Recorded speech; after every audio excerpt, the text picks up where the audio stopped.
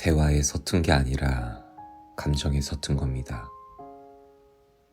강현식 지음 한밤의 책. 마음의 문이 저절로 열리는 속 깊은 대화법. 감정을 다스려야 대화가 풀린다. 사람이 하루에 몇 개의 단어를 보고 듣고 말하는지 아시나요? 대략 1만 개라고 합니다. 물론 사람마다 차이는 있겠지만 정말 어마어마한 숫자죠. 문득 이런 생각이 듭니다. 이렇게 많은 말을 보고 듣고 말하다 보면 자연스럽게 말을 잘하게 되지 않을까요? 운동이나 운전도 많이 연습하면 잘하게 되니까요. 하지만 안타깝게도 그렇진 않은 것 같습니다. 심리학 공부를 하면서 또 다양한 내담자를 만나면서 저는 이런 결론에 도달했습니다. 사람들은 생각보다 말을 정말 못합니다. 생각 없이 말하는 사람, 함부로 말하는 사람, 듣지 않고 말하는 사람, 이렇게 마구잡이로 말하는 사람이 많다 보니 우리는 종종 대화가 안 통해서 힘들다는 고민을 하게 됩니다. 그래서인지 요즘엔 타인과의 소통을 피하고 나만의 세계로 파고드는 사람도 많죠. SNS나 게임 속 세계로 말입니다. 하지만 우리는 그 안에서도 결국 다른 사람들과 만나고 교류합니다. 현실에서는 말수도 적고 소심하지만 인터넷 세상에서는 활발하고 적극적인 사람도 있습니다. 다시 말해 우리는 모두 여전히 타인과의 대화를 원하고 있는 겁니다. 다만 조금 서툴 뿐이죠. 그런데 사람들이 다른 사람과의 소통에 서툰 이유는 정작 말을 잘 못해서가 아닙니다. 어떤 사람들은 말수가 적고 말주변도 좋지 않지만 다른 사람들과의 갈등 없이 잘 지내는 반면 어떤 사람들은 청산유수처럼 말하면서도 다른 사람들과 항상 부딪히고 갈등을 일으키기도 하잖아요. 어째서 이런 일이 일어날까요? 사람 사이의 소통에서 말보다 중요한 것이 있기 때문입니다. 그것은 바로 감정입니다. 나와 상대방의 감정을 잘 파악하지 못하고 서로가 하고 싶은 말만 하다 보니 사사건건 부닥치게 되는 겁니다. 감정이 이렇게 중요한데도 우리는 종종 감정을 파악하는 데 어려움을 겪습니다. 가족 혹은 연인과 말싸움 도중 감정이 격해져 눈물을 흘리면서도 정작 내가 지금 슬픈 건지 민망한 건지 당황스러운 건지 모르겠는 경험이 다들 한 번쯤은 있으실 겁니다. 그뿐인가요? 상대방이 갑자기 왜 짜증을 내는지 왜 울음을 터뜨리는지 이해되지 않아 당혹스러운 경우도 많죠. 이러한 경우 심리학자들은 감정 인식이 제대로 이뤄지지 않았다고 진단합니다. 사람들은 흔히 기쁨, 슬픔, 불안함 등의 구체적인 감정이 우리를 찾아온다고 생각하지만 실은 그렇지 않습니다. 감정은 이름표를 달고 찾아오지 않거든요. 인간의 뇌는 생각보다 단순해서 무언가를 경험하고 나면 오직 두 가지의 결론만 내릴 수 있습니다. 그것이 유쾌한지 불쾌한지 말이죠. 예를 들면 연인에게 이별을 통보받았을 때, 많은 사람 앞에서 실수를 지적받았을 때, 잘못을 저지른 상대가 적반하장으로 나올 때 드는 기분은 모두 불쾌함입니다. 이러한 불쾌함이 생긴 상황과 맥락에 따져서 슬픔, 민망, 분노 등의 이름표를 붙여주는 건 바로 우리의 몫입니다. 우리는 어렸을 때부터 수많은 훈련과 연습을 통해 한순간 느껴진 유쾌함과 불쾌함을 적절히 분류하는 법과 그에 알맞은 방식으로 말하고 행동하는 법을 몸에 익혀왔습니다. 이 작용은 우리 자신도 눈치채지 못할 만큼 빠른 시간 동안 이루어지죠. 마치 습관처럼 굳어진 것입니다. 그런데 이렇게 감정을 인식하고 처리하는 습관에 문제가 있다면 어떻게 될까요? 만약 불쾌함을 느끼면 앞뒤 가리지 않고 무작정 화부터 내는 습관이 들었거나 한사코 외면하려는 습관이 들었다면요. 혹은 감정을 인식하는 방식이 서로 다르다면요. 똑같이 문제점을 지적받았는데도 한 사람은 이런 창피하네 라고 반응하는 반면 다른 한 사람은 아니 왜 나만 갖고 그래 짜증나게 라고 반응할 수도 있죠. 이것이 바로 우리가 갈등을 겪는 이유입니다. 우리가 감정을 인식하고 처리하는 습관은 타고난 뇌의 특성, 성장 배경, 그 밖의 수많은 요인에 따라 천차만별로 달라집니다. 이 때문에 우리는 같은 말을 들어도 서로 다르게 이해하고 서로의 감정을 오해하는 것이지요. 이런 갈등이 일어나지 않게 하려면 나와 상대방의 감정을 세밀하게 파악하는 노력이 무엇보다 중요합니다. 이를 위해 필요한 것이 바로 감정을 헤아리는 대화법입니다. 서로 뇌를 공유하지 않는 이상 말이야말로 자신의 감정을 표현하고 타인의 감정을 이해할 수 있는 가장 최선의 수단이니까요. 그래서 우리는 입에서 나오는 대로 아무렇게나 말하는 대신 내 감정을 정확하게 이해하고 전달하는 법, 그리고 말 속에 담긴 상대의 감정을 올바르게 이해하는 법을 훈련해야 합니다. 지금까지 부주의하게 내뱉곤 했던 수많은 단어를 상황에 맞는 단어들로 바꾸는 겁니다. 그렇게 하면 대화가 훨씬 더 쉬워지고 불필요한 다툼으로 멀어졌던 관계를 회복할 수 있습니다. 이를 위해 저는 여러분께 감정을 온전히 주고받는 대화법 3단계를 가르쳐 드리려고 합니다. 그 첫 번째 단계는 대화 도중 일어나는 감정의 작동 원리를 아는 것입니다. 무신경한 반응이나 공격적인 말을 들었을 때 우리 몸과 마음에 어떤 변화가 생기는지, 그것이 어떤 방식으로 표출되는지를 알아보자는 겁니다. 이 과정을 이해하면 상대가 왜 날카로운 반응을 보이는지, 그 말을 들은 내 마음이 왜 요동치는지를 더욱 넓은 시야에서 바라볼 수 있습니다. 두 번째로는 상대방의 말을 잘 듣는 법에 관해 알려드리고자 합니다. 상대방의 진심을 오해하지 않는 방법은 무엇인지, 상대의 말이 자극한 내 감정을 어떻게 다스려야 하는지, 참고 듣기 불편한 말에는 어떻게 대처해야 하는지, 그것을 알면 이어지는 대화도 한층 더 수월해집니다. 마지막 세 번째로는 내 마음을 잘 전하는 법을 알려드리려 합니다. 상대방을 불필요하게 자극하지 않는 화법은 무엇인지, 화해의 말은 어떻게 건네면 좋은지, 정말 대화하기 힘들 때는 어떻게 해야 하는지를 알면 소중한 사람과의 대화가 더욱 즐겁고 깊어지게 될 것입니다.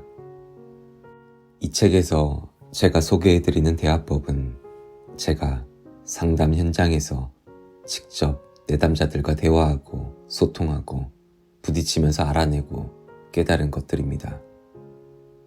책에 담은 저의 경험을 읽으면서 독자분들도 함께 울고 웃었던 사람들의 얼굴을 떠올려 보시기 바랍니다. 분명 여러분도 비슷한 경험이 있었다는 사실에 놀랄지도 모릅니다. 이 책이 부디 여러분이 겪는 크고 작은 어려움에 큰 도움이 되었으면 좋겠습니다. 인생이 나무라면 인간관계는 그 나무의 뿌리와 같습니다. 뿌리가 흔들리면 나무가 똑바로 설 수 없듯이 관계가 흔들리는 사람은 결코 일상을 지탱할 수 없습니다. 이 책에서 전하는 경험과 지식을 양분 삼아 여러분이 사랑하는 사람들과의 관계를 더욱 푸르고 울창하게 가꾸어 나가시기를 진심으로 바라겠습니다.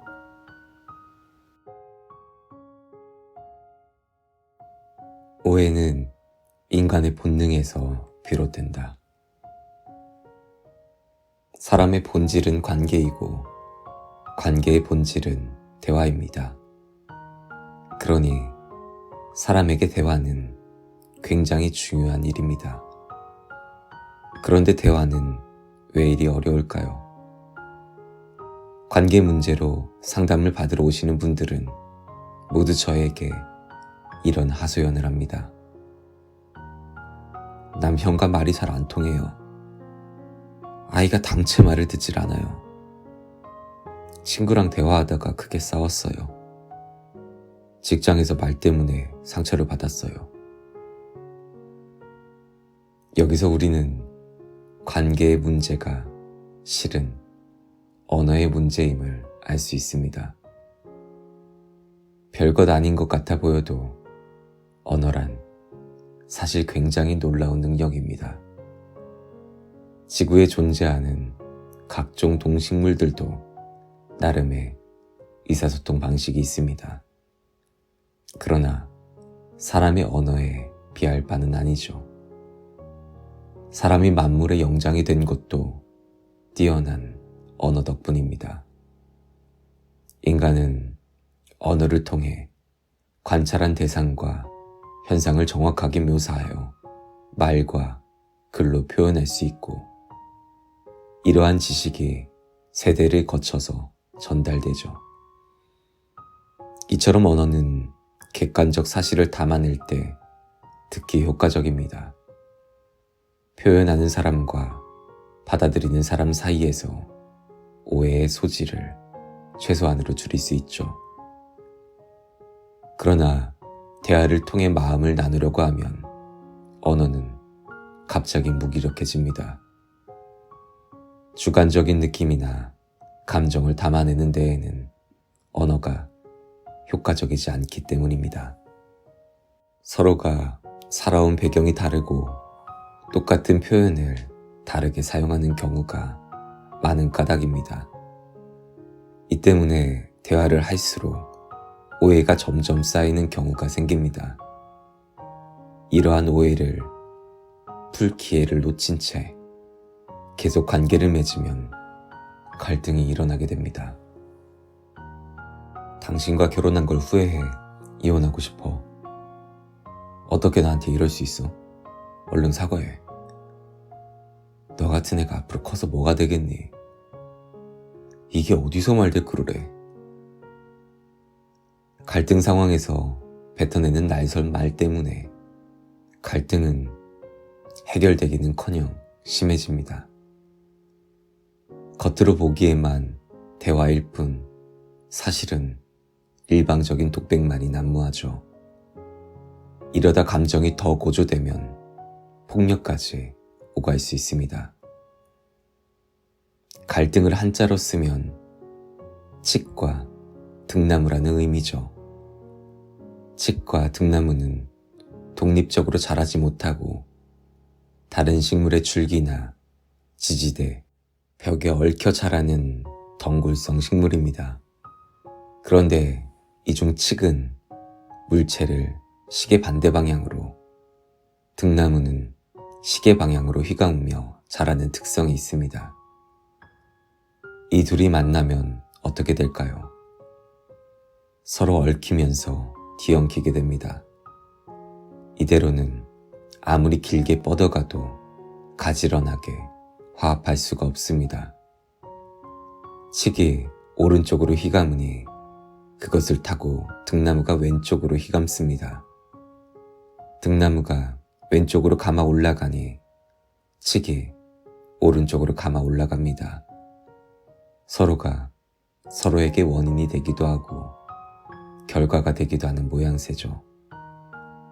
사람 사이의 갈등도 마찬가지입니다. 당신과 결혼한 걸 후회해 이혼하고 싶어. 나는 결혼하기를 잘했다고 생각하는 줄 알아? 당신이 이런 태도 때문에 이혼하고 싶다고. 어떻게 나한테 이럴 수 있어? 나한테 얼른 사과해. 내가 너한테 그러면 왜 안 되는데? 너는 뭐 잘났어? 사과할 사람은 너야. 너 같은 애가 앞으로 커서 뭐가 되겠니? 맞아요. 뭐가 될지는 모르지만 적어도 엄마 같은 사람은 안 될 거예요. 이게 어디서 말대꾸를 해. 말대꾸라도 해주는 거 고맙게 생각해요. 꼰대 같아서 그냥 무시하고 싶으니까. 이렇게 대화하면 갈등이 풀리지 않습니다. 상대의 말에 발끈해 공격하면 공격받은 상대도 다시 발끈해서 공격합니다.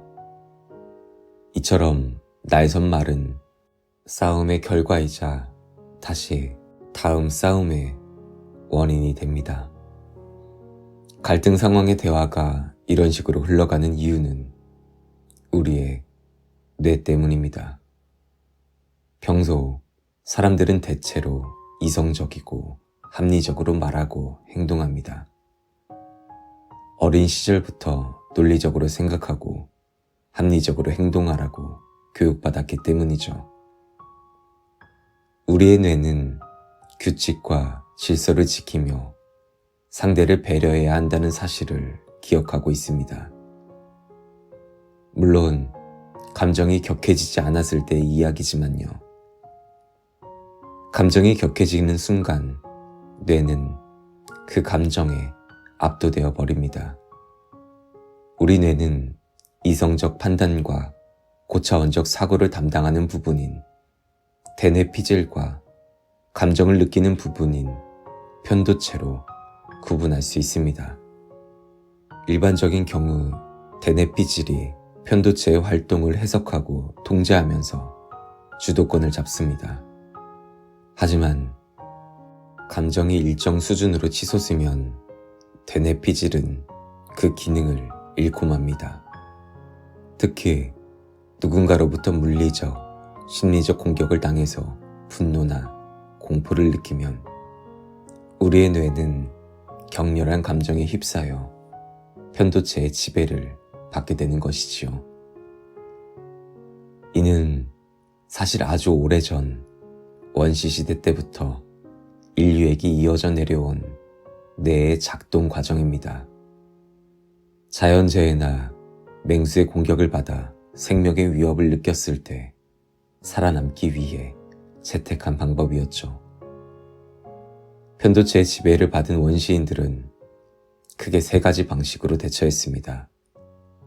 위험에 맞서 싸우거나, 위험을 피해 도망가거나, 위험이 지나갈 때까지 숨죽인 채 가만히 있는 것입니다.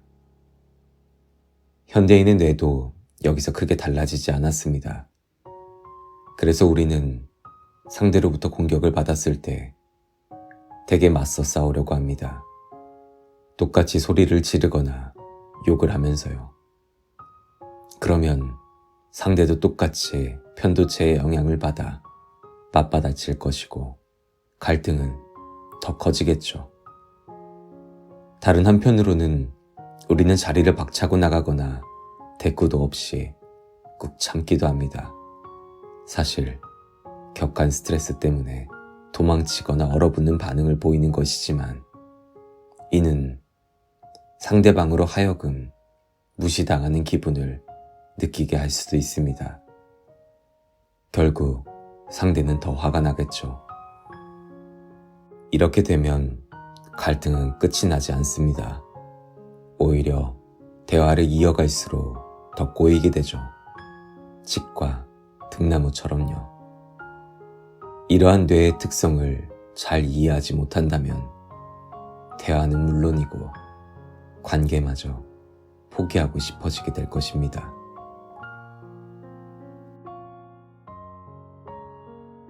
옳은 말이 더 상처를 준다. 저 사람과는 영 대화가 안 통해 라고 이야기하는 사람들이 많습니다. 부부나 연인, 형제와 친구끼리는 물론 부모와 자녀 사이도 마찬가지입니다. 대화가 안 되니 갈등은 점점 더 커지고 결국 관계는 파국으로 치닫기도 합니다. 저는 상담실에서 이런 어려움을 호소하는 내담자들을 만납니다. 그런데 이야기를 듣다 보면 어떤 경우는 단지 대화 방식이나 소통 기술이 아닌 생각과 경험의 차이 때문에 발생하는 문제를 꽤 자주 보게 됩니다. 아빠, 저 이번에도 최종 면접에서 떨어졌어요. 또? 그래, 요즘 취직이 어렵다고들 하더구나. 네, 맞아요. 제 친구들도 저랑 거의 다 비슷해요. 그렇다고 해도 취직에 성공하는 사람들도 있지. 이럴 때일수록 더 노력하고 애써야 된다. 남들보다 2배, 3배는 더 노력해야 돼. 아빠는 지금 제 노력이 부족하다고 말씀하시는 거예요? 저는 이번에 정말 최선을 다했다고요. 아니, 왜 화를 내니? 네가 최선을 다했다고 하더라도 결과가 좋지 않으니까 더 노력하라는 것 아니냐. 내가 틀린 말 했냐? 됐어요. 진짜 말이 안 통해서 아빠랑 대화를 못 하겠어요. 대학 졸업 후 5년간 취중생으로 지내는 미성 씨는 아버지 때문에 힘들다면서 상담실 문을 두드렸습니다. 이번에는 최종 면접까지 본 데다 분위기도 좋아서 스스로도 기대를 많이 했었기에 불합격 소식에 마음고생이 심했다고 했습니다. 그런데 더 노력하라는 아버지의 말을 듣고는 너무 화가 나더랍니다. 아버지는 평소 자신뿐 아니라 엄마와 동생에게도 상처가 되는 말을 일삼는다며 말이죠. 미성 씨는 아버지와의 갈등이 말 때문이라고 했지만 여러 차례 상담을 거치는 동안 저는 다른 이유 때문이라는 생각이 들었습니다. 미성 씨의 아버지는 평소 폭력적이거나 공격적으로 말하는 사람은 아니었으니까요. 단지 다른 가족이 힘들어할 때 위로보다는 질책을 할 뿐이죠. 미성 씨 아버지는 한국전쟁 이후 1959년에 태어난 베이비붐 세대였습니다. 범국가적으로 시행되던 새마을 운동도 경험했죠. 아침마다 전국적으로 잘 살아보세, 우리도 한번 잘 살아보세 노래가 흘러나왔고 어디를 가든 사람들 눈길에 닿는 곳에 하면 된다 라는 글씨가 갑옷처럼 적혀있는 액자를 찾아볼 수 있을 때였죠. 실제로 그 시절 대한민국은 세계적으로 유례가 없을 정도로 급격한 경제 성장을 이루어냈습니다. 1988년 서울 올림픽이 활용점정이었죠. 전 세계가 한강의 기적이라며 놀라워할 정도였으니까요. 이처럼 베이비 부모들은 하면 된다는 마음을 먹고 노력해 실제로 그 성과를 목격했던 사람들입니다. 그래서 노력하고 애쓰면 무엇이든 못할 것이 없다고 생각합니다. 또한 삶의 문제는 해결될 수 있으며 세상은 좋은 방향으로 발전한다고 확신합니다. 이것이 그들의 마음속 깊이 자리 잡은 가치관이자 인생 신념입니다. 이들은 힘들고 고통스러운 순간에 자기 연민에 빠지거나 남에게 위로받기보다는 강한 채찍질로 스스로를 일으켜 세웠습니다. 줄인 배를 움켜잡고 버텨낸 세월 때문인지 그들은 어떤 어려움과 고난 앞에서도 오뚜기처럼 잘 일어섭니다. 그래서 주변 사람들에게도 늘 강한 정신력을 요구하고 더 노력하라고 채찍질합니다. 위로와 공감보다 그게 더 도움이 될 것이라고 믿으니까요. 저는 미성 씨에게 아버지의 말은 아버지의 말대로, 본인의 생각은 본인의 생각대로 모두 나름의 이유가 있다고 말해주었습니다. 왜냐하면 아버지가 자라며 경험해온 것과 미성 씨가 자라며 경험해온 것은 서로 다르니까요. 두 사람이 같은 생각과 경험을 가지고 있는데도 대화 중 상처를 받았다면 그건 화법의 문제가 맞습니다. 그러나 생각과 경험이 달라서 갈등을 빚은 경우는 화법만의 문제라고 보기는 어렵습니다. 이는 화법보다도 서로 다른 생각을 존중하며 이해해야 할 문제죠. 그렇다면 서로 간 견해의 차이를 좁히기 위해 생각을 유연하게 바꾸고자 한다면 어떻게 해야 할까요? 재미있게도 생각을 바꾸려면 말을 바꾸어야 합니다. 사람은 일상 속에서 들었던 말을 내면화하기 때문입니다. 마치 미성 씨의 아버지가 어린 시절 하면 된다 라는 표어를 내면화한 것처럼 말입니다. 미국의 심리학자 도널드 마이켄바움은 바로 이러한 사실에 주목했습니다. 그는 연구 끝에 우울과 불안 등으로 심리적 어려움을 겪는 사람들에게 무의식적으로 내면화된 혼잣말이 있다는 사실을 밝혀냈어요. 중요한 일을 앞두고 긴장될 때 실수할 것 같아 라고 말한다든지, 자신의 실패를 두고 난 왜 이렇게 멍청한 걸까 진짜 한심해 라고 말하는 것이죠. 이들이 그런 혼잣말을 하게 된 이유는 평소 주변 사람들에게 그와 비슷한 비난을 많이 들었기 때문입니다. 특히 어린 시절 부모나 선생님 중 주변 어른들에게 들었던 말이 큰 영향을 미쳤죠.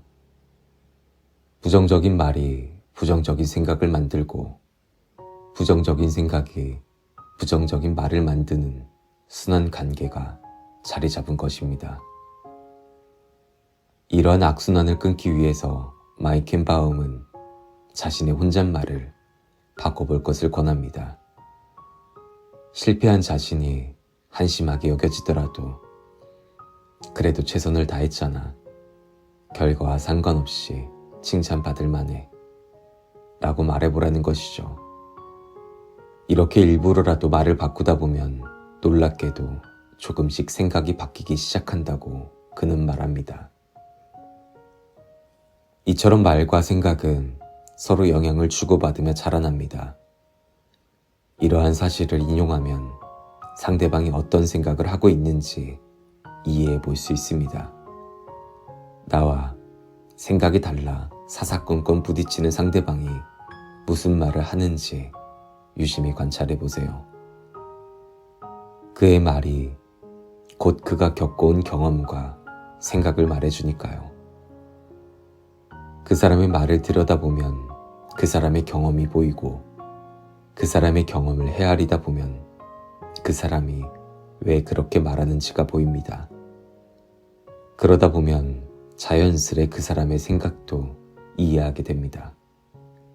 나와 상대방의 생각이 어떻게 다른지, 서로 다른 생각을 하게 된 이유는 무엇인지 보다 객관적인 시선에서 파악할 수 있죠. 그러면 서로 생각이 다르다고 해서 스트레스를 받거나 관계에 어려움을 느끼는 일이 크게 줄어듭니다. 그러니 여러분도 때로는 겉으로 보이는 표현보다도 그 속에 담겨있는 생각과 경험에 관심을 가져보시기를 바랍니다. 그러면 우리의 대화는 조금 더 수월해질 수 있습니다.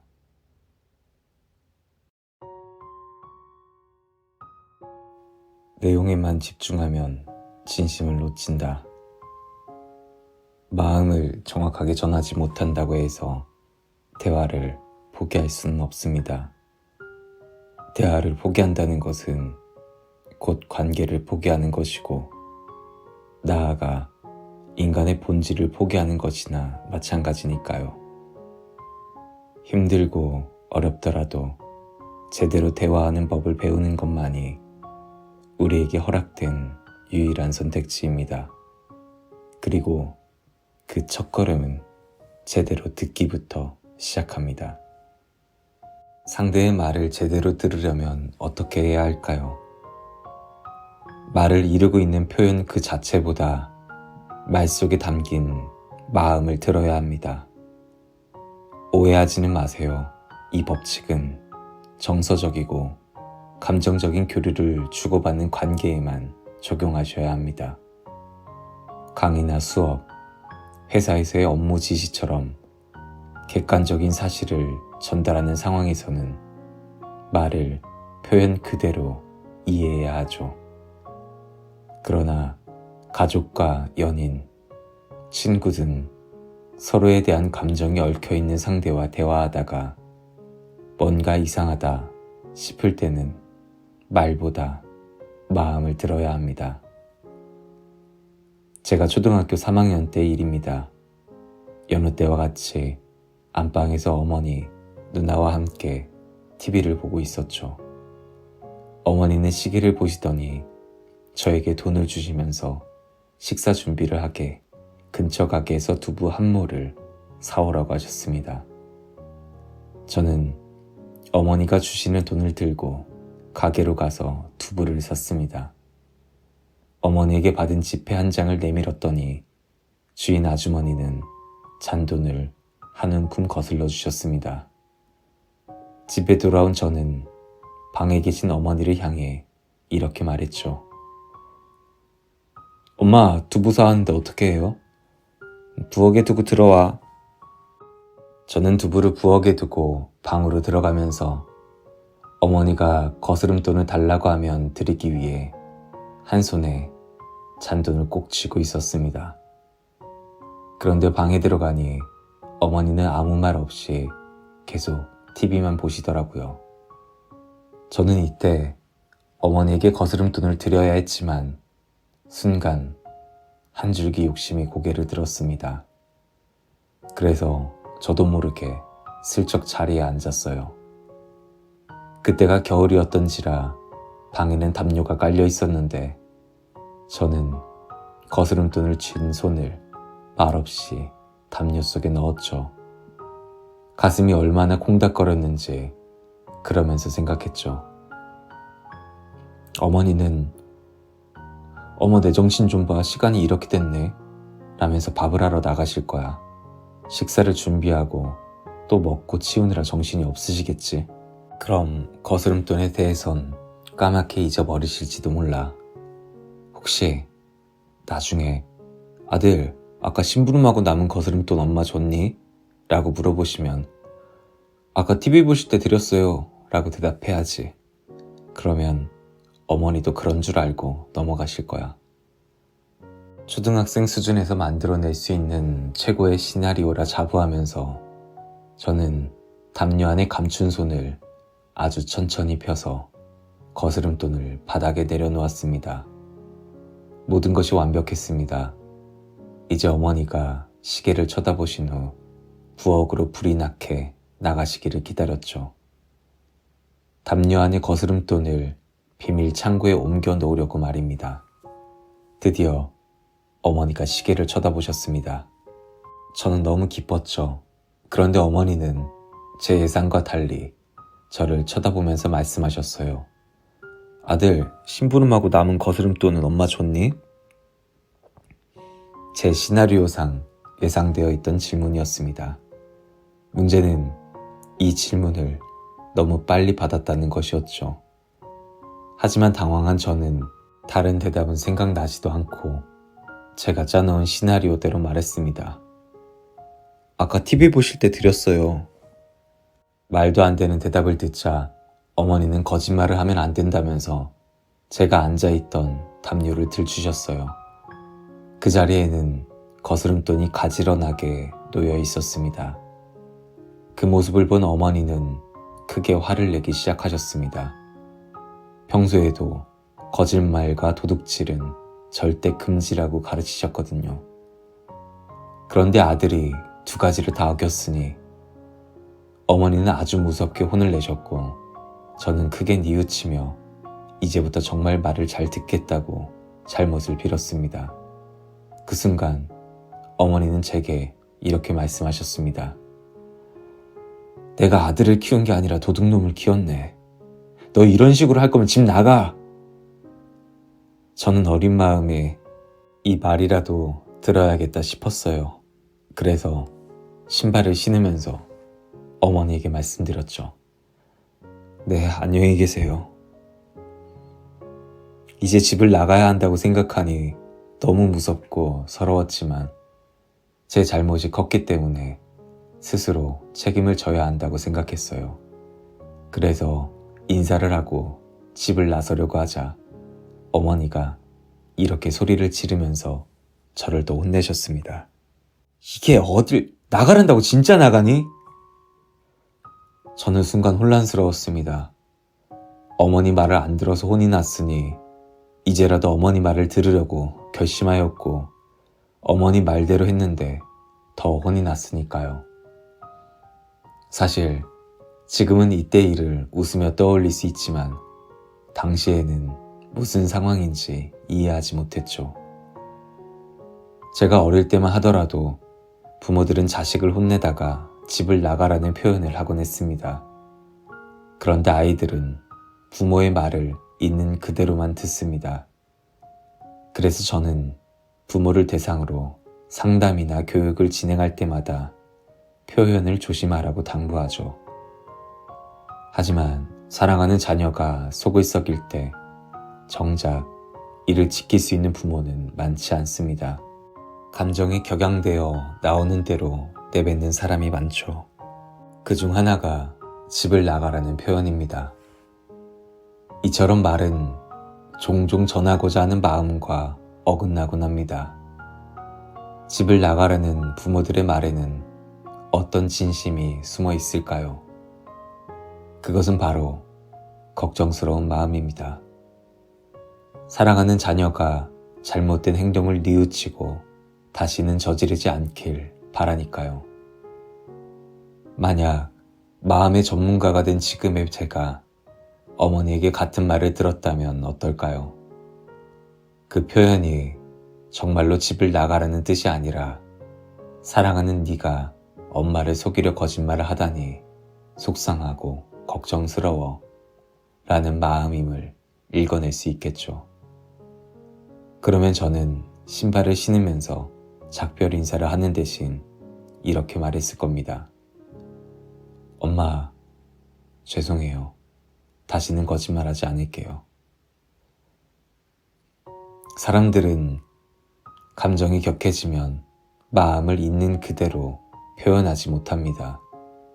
오히려 속마음과는 다른 말을 내뱉는 경우가 많죠.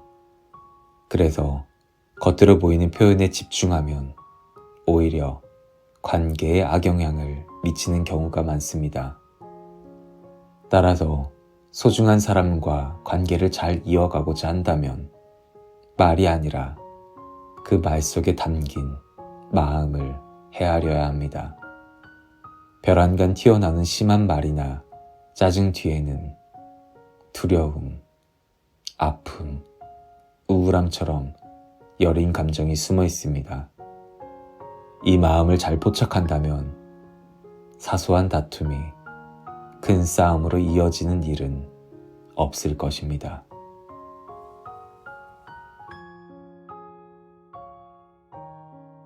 시각이 달라지면 풍경도 바뀐다. 정서적으로 가까운 사이에서 제대로 된 대화를 하려면 직접적으로 드러나는 표현보다는 그 말에 담긴 속뜻, 즉 마음을 들을 수 있어야 합니다. 생각보다 사람들은 자신의 마음을 제대로 표현하지 못합니다. 두루뭉술하거나 정확하지 않은 표현을 사용하는 경우도 있고, 심지어는 마음과 정반대의 말을 하기도 합니다.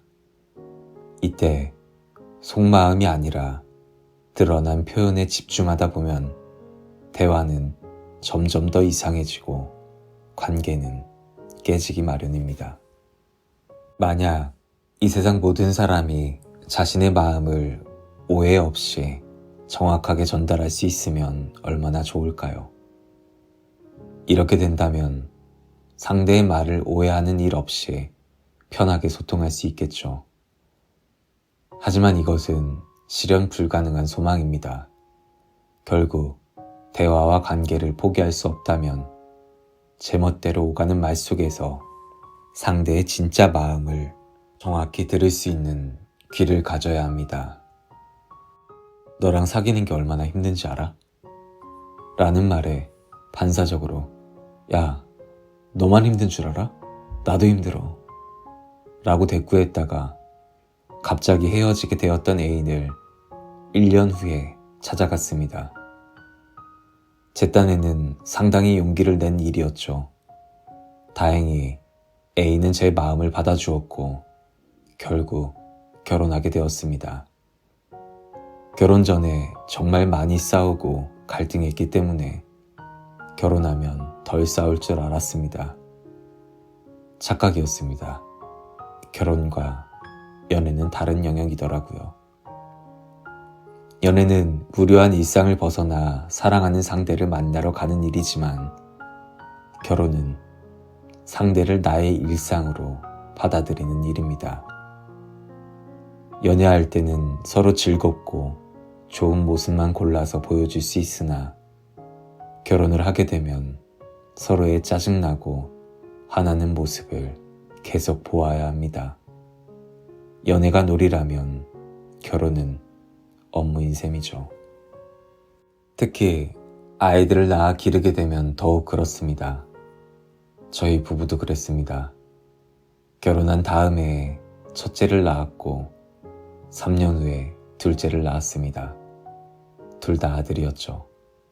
아버지와 함께 보낸 시간이 많지 않았던 저의 어린 시절을 두 아들에게 물려주고 싶지 않아서 아내뿐만 아니라 저 또한 아이들의 양육에 적극적으로 참여했습니다. 아이들이 어린이집과 학교에 있는 오전에는 상담과 강의 업무를 보았고 오후가 되면 집으로 돌아와 아이들과 함께 시간을 보냈죠. 그러다가 저녁이 되면 퇴근하고 온 아내와 교대하듯 다시 일하러 나갔습니다. 저나 아내나 모두 고된 스케줄이었죠. 이렇게 힘든 시간을 보낼 때 대부분의 부부는 서로에게 서운함을 느끼기 쉽습니다. 자신은 최대한 애를 쓰고 있는데 상대가 더 도와주지 않거나 자신의 마음을 알아주지 않는다는 생각이 들 때 더욱 그렇죠. 이렇게 마음이 상한 상태에서는 아주 작은 일에도 큰 갈등과 싸움이 시작됩니다. 이때 아내는 저에게 이런 말을 자주 했습니다. 너랑 사는 게 얼마나 힘든지 알아? 앞서 말했듯 저는 연애할 때도 똑같은 말을 들은 적이 있습니다. 다른 점은 사귀는 게, 사는 게 라는 표현뿐이죠. 그때 반사적으로 대꾸했다가는 이별이라는 아픈 경험을 겪은 적이 있으니 이번에는 다르게 반응해야 했을 겁니다. 합리적인 인간이라면 말이에요. 하지만 아무런 교훈을 얻지 못한 사람처럼 저는 똑같이 반응했습니다. 야, 너만 힘든 줄 알아? 나도 힘들어. 제 말을 들은 아내는 기가 막히다는 듯이 저를 쳐다보더니 곧바로 이렇게 말하더군요. 그럼 이혼하면 되겠네. 아내와 저의 싸움은 늘 이런 식이었습니다. 저는 이때마다 왜 늘 같은 상황이 반복될까? 나는 어떻게 반응해야 했을까? 등 고민하고 또 고민했습니다.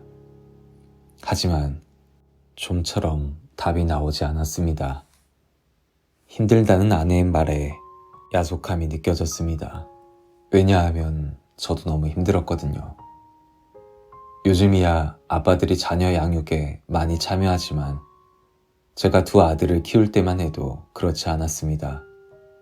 낮에 동네 놀이터에 두 아들을 데리고 나가면 괜히 부끄럽고 멋쩍었습니다.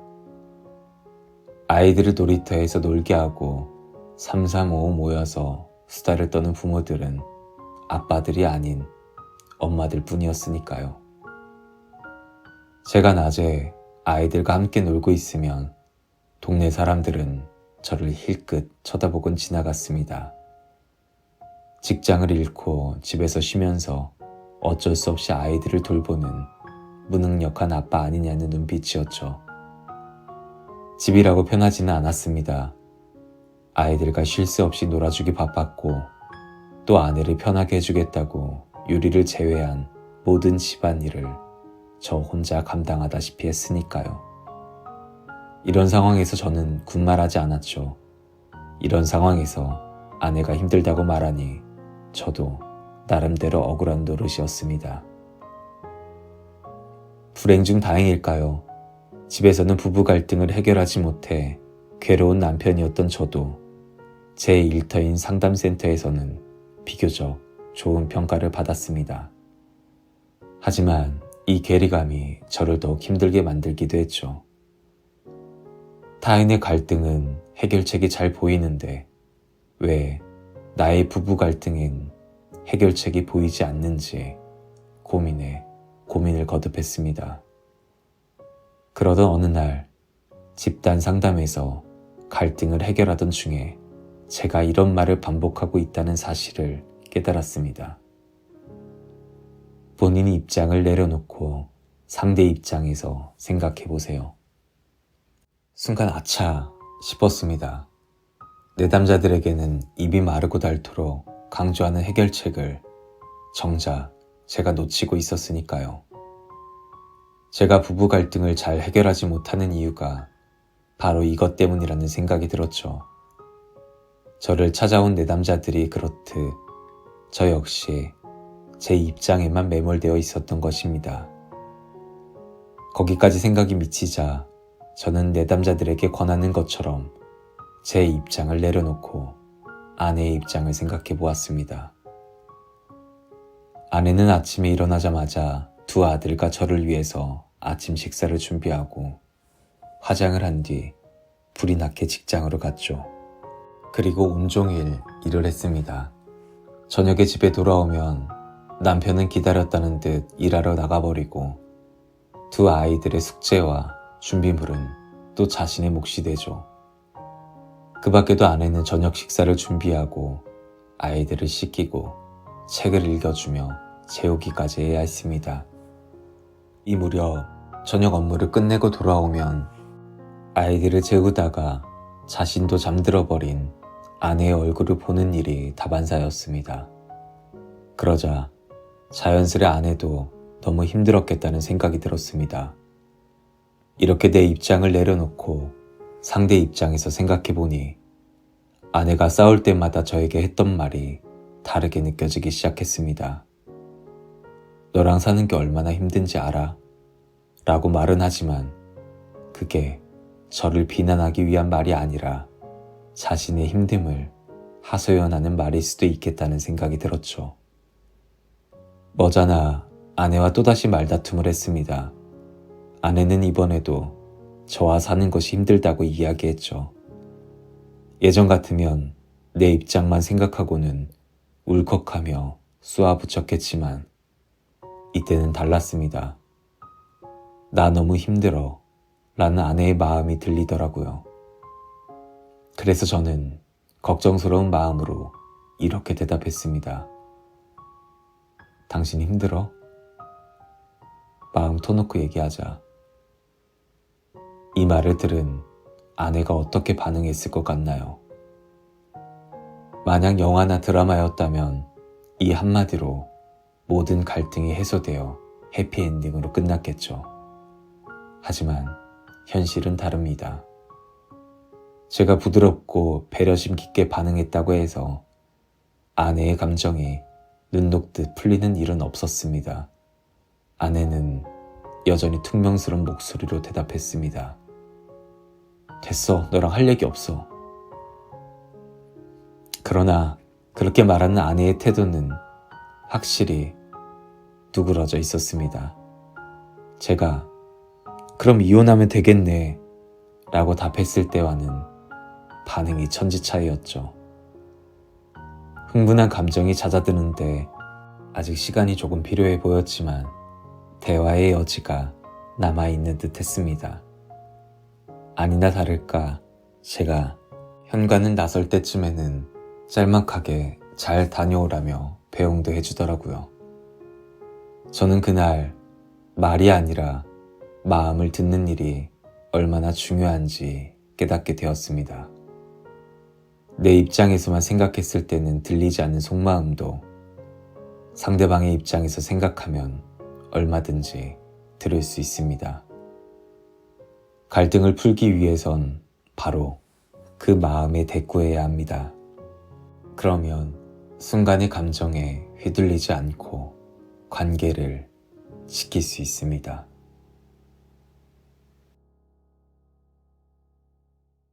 행동이 따르지 않는 말은 공허하다. 어느 날 모르는 번호로 전화가 왔습니다.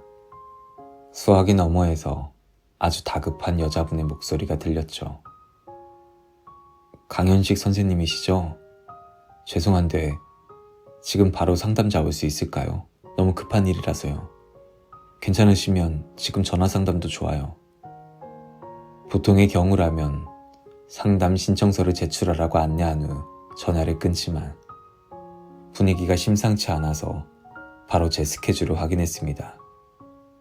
다행히 1시간 정도의 여유가 있었습니다. 그래서 상담을 진행할 수 있다고 말씀드렸습니다. 그리고 무슨 일이기에 이렇게 다급하게 전화하셨냐고 물었더니 본인의 이름은 희성이라고 밝히면서 대뜸 이렇게 말했습니다. 제가 남자친구한테 가스라이팅을 당하고 있는 것 같아요. 가스라이팅이란 상대방을 심리적으로 조종해 판단력을 흐리게 만들고 지배력을 행사하는 행위를 말합니다.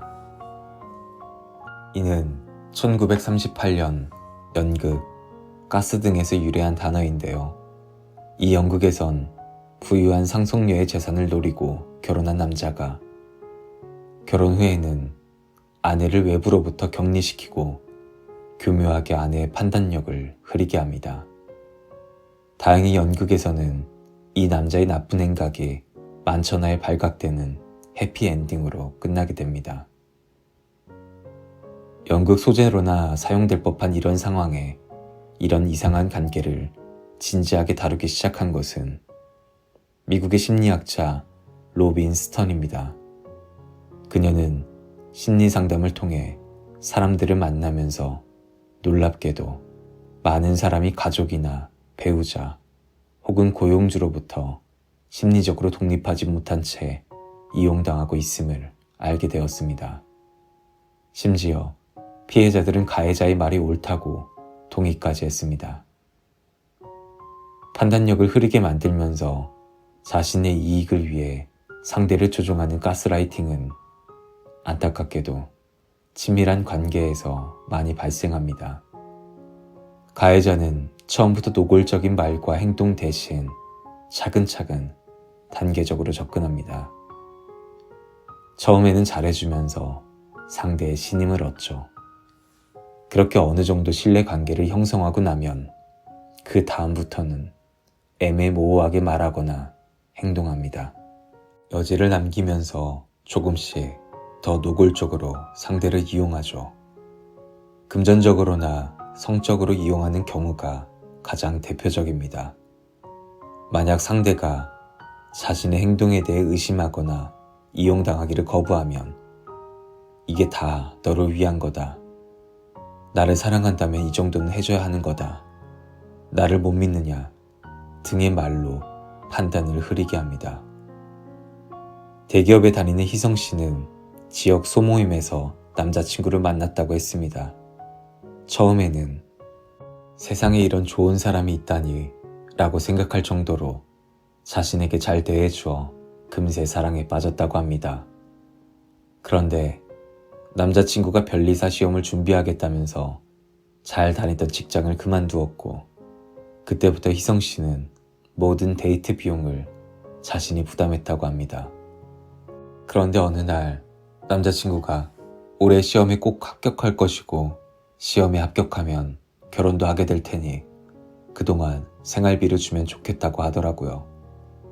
저는 머리가 좋고 성실한 남자친구가 당연히 시험에 합격할 것이라 믿었고 또 양가 부모님께 인사도 드린 상황이어서 당연히 남자친구의 말에 동의했고요. 그때부터 매달 일정 금액을 남자친구 통장으로 꼬박꼬박 이체해 주었어요. 이렇게 2년이 흘렀는데 처음엔 공부를 열심히 하던 남자친구는 어느 날인가부터 연락도 잘 안 될 뿐더러 공부보다는 자신의 여가와 유흥에 쓰는 시간이 더 많더랍니다. 자신과의 데이트도 이런저런 핑계를 대면서 미루거나 취소하는 경우가 많아졌고요. 그 모습을 지켜보던 희성 씨는 너무 화가 나서 따졌다고 합니다. 오빠 도대체 나한테 왜 이러는 거야? 요즘 공부도 안 하잖아. 내가 오빠한테 생활비 주는 거 오빠 놀러 다니라고 주는 거 아니야. 공부에만 집중할 수 있도록 하는 거라고. 말 좀 해봐. 나한테 왜 그래? 너 지금 나 의심하는 거야? 나도 지금 힘들어. 네가 보기에는 내가 그냥 공부 안 하고 노는 거 같아? 아니야. 그동안 너한테 얘기는 못했지만 공부 접고 사업 준비하고 있었어. 조금 더 자리 잡고 나면 말하려고 했는데 미안해. 사업 준비 때문에 여러 사람 만나느라 바빴어. 내가 널 얼마나 사랑하는데 너랑 결혼해서 잘 살아보려고 너 회사 안 다녀도 경제적으로 어렵지 않게 해주려고 나도 지금 백방으로 애쓰고 있어. 조금만 더 기다려줘. 사랑해. 나 믿지? 그러면서 남자친구는 나름의 사업 구상을 이야기하더랍니다. 희성 씨는 처음에는 긴가민가 했지만 결국 남자친구의 말을 믿기로 했답니다. 뭔가 찜찜했지만 그렇다고 믿지 않을 이유도 없었으니까요. 그런데 남자친구가 어느 날 사업 자금이 필요하다면서 갑자기 5천만 원을 빌려달라고 했다는군요. 남자친구에게 돈이 없다는 거짓말을 하긴 망설여지고 그렇다고 그런 큰 돈을 선뜻 빌려주기도 어려웠던 희성 씨는 고민 끝에 절친한 친구에게 사정을 털어놓았다고 합니다. 그랬더니 친구는 너 지금 가스라이팅 당하는 거 아니야? 라며 당장 헤어지라고 충고했답니다. 희성 씨는 가스라이팅을 당하고 있다는 친구의 말이 납득되어 남자친구에게 전화해서 자신을 속이는 거냐며 따져 물었습니다. 그러자 남자친구는 되레 화를 내면서 자신을 못 믿느냐, 자신을 의심하는 것이 너무 화가 나 참을 수 없다고 하더랍니다. 펄쩍 뛰는 남자친구의 반응에 희성 씨는 순간 혼란스러움을 느꼈고 자신의 판단이 틀렸을지도 모른다는 생각에 미안하다고 사과했죠. 그러자 남자친구가 이렇게 말했다는군요. 정말 날 사랑하면 지금 나한테 5천만 원 송금해줘. 기다릴게. 오늘 안으로 송금 안 하면 헤어지자는 뜻으로 알게. 너무 불안하고 무서워진 희성 씨는 이러지도 못하고 저러지도 못하다가 지푸라기라도 붙잡듯 인터넷에 심리상담을 검색하여 우연히 저에게 연락한 것이었습니다. 희성 씨는 가스라이팅을 당하고 있는 것일까요? 물론입니다. 제가 이렇게 단언하는 데에는 이유가 있습니다. 남자친구와의 관계가 너무 일방적이기 때문이죠. 연인이든 친구든 어떤 관계에나 균형이 필요합니다. 시간이나 돈, 마음이 상호 교환되어야 하죠. 준 만큼 받고 받은 만큼 주는 비즈니스 관계여야 한다는 의미가 아닙니다. 상대에게 무엇을 받았다면 그에 대한 고마운 마음이라도 제대로 전달해야 한다는 거죠. 이를 희성씨 커플의 경우에 대입해 봅시다. 경제적으로는 여유 있는 희성씨가 남자친구를 돕는다면 그는 연인의 헌신에 고마워하면서 더욱더 공부에 매진해야 하는 것이 정상입니다. 만약 공부를 포기하고 사업을 구상한다면 자신을 도와주고 있는 희성 씨에게 가장 먼저 솔직하게 이야기했어야 하죠. 그러나 희성 씨의 남자친구는 그러지 않았습니다. 제가 이 관계를 가스라이팅으로 단정한 이유는 그것뿐만이 아닙니다. 무엇보다도 가장 결정적인 이유는 금전적 이용입니다. 어떤 분들은 심리적 영향관계가 가스라이팅의 핵심이라고 생각하는데 그렇지 않습니다. 그러한 심리적 영향이 결국 누구를 위한 것인지를 따져봐야 합니다. 왜냐하면 정서적으로 가까운 사이에서는 당연히 심리적으로 영향을 주고받을 수밖에 없으니까요. 누군가를 사랑해서 혹은 존경해서 크게 영향을 받고 따르는 모든 경우를 가스라이팅으로 볼 수는 없겠죠. 그보다 중요한 것은 이 모든 게 누구를 위한 일이냐는 겁니다. 희성 씨의 경우 이는 오로지 남자친구만을 위한 것이었습니다. 이럴 때 눈여겨보아야 하는 것은 말보다 행동입니다. 상대가 아무리 듣기 좋은 말을 하더라도 그리고 아무리 불쌍하고 애처로운 표정으로 호소해도 믿지 마세요. 말만 번지르르 하면서 나를 이용하려고 한다면 말이죠. 말은 때때로 너무 모호해서 깜빡 속어 넘어가기 쉽습니다. 심하면 타인을 이용하는 가해자 자신도 자신의 나쁜 마음을 의식하지 못하는 경우도 있습니다. 이런 사람들을 가려내기 위해선 그들의 행동에 주목하세요. 정말로 나를 사랑한다면 납득할 수 있는 행동을 보여달라고 요구해야 합니다. 누구와의 관계에서 너무 일방적으로 당하고 있는 느낌이 드시나요?